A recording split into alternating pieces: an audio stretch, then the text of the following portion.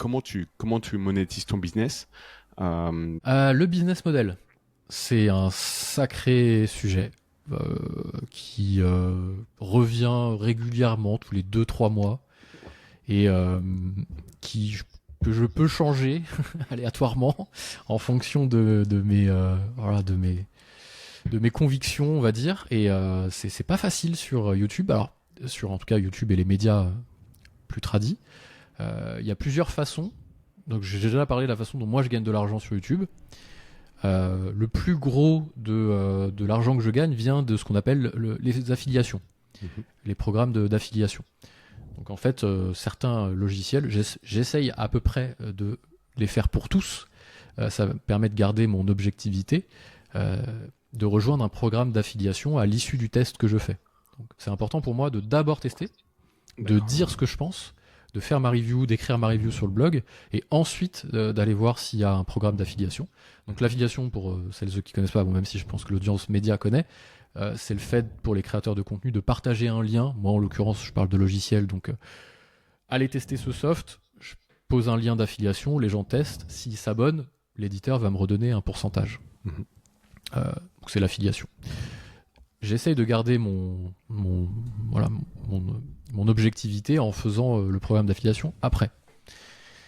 Il y a ça qui est la première source. La deuxième source, c'est la YouTube Money. C'est les pubs qui sont les écrans publicitaires, comme à la télé, qui sont mis sur les vidéos YouTube à intervalles réguliers. Il y en a plus ou moins. Alors, c'est YouTube qui choisit, tu peux les désactiver. Bon, c'est tout un système derrière, on va pas rentrer là-dedans.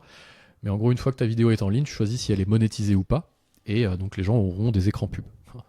Il y a tout un tas d'astuces pour les enlever, etc., dont on ne parlera pas ici. Mais voilà. Donc, soit tu t'abonnes à YouTube Premium, soit tu as des pubs classiques, comme sur Netflix maintenant. Soit tu as Netflix 15 €, on va dire, soit tu as Netflix 5 € et tu as des pubs.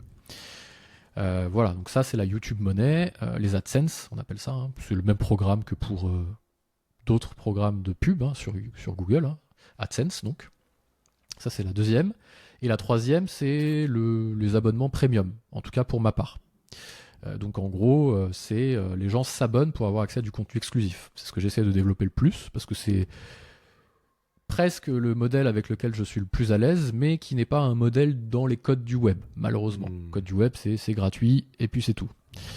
Et puis, tu as des pubs, et puis récolte de data, etc. Bon, moi, je préférerais, d'autant que faire se peut, de mettre en place un abonnement premium, ce que j'ai fait d'abord sur YouTube, parce que tu peux activer en fait ce qu'on appelle YouTube souscription. Donc j'avais mis 10 €, tu vois, et les gens, pour avoir accès à ce fameux replay de live dont on parle, que j'ai mis en paywall sur mon site, devaient s'abonner à 10 €. J'y croyais pas, j'ai eu 15-20 abonnés quand même, donc c'était cool, j'étais content. C'est le jeu, YouTube t'apporte de l'audience, bon, ils te prennent, je sais plus, 20 ou 30%. Bon, soit.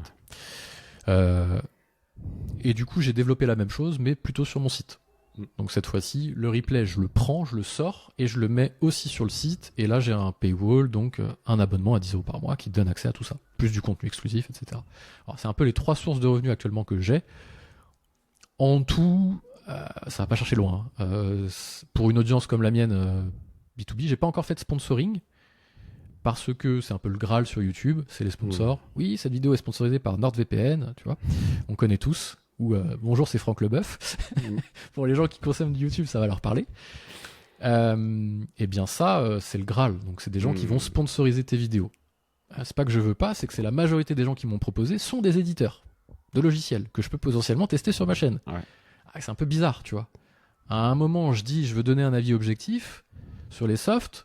Et de l'autre, la semaine d'après, j'ai lui qui m'a payé et il vient faire une intégration. Donc c'est chiant, tu vois.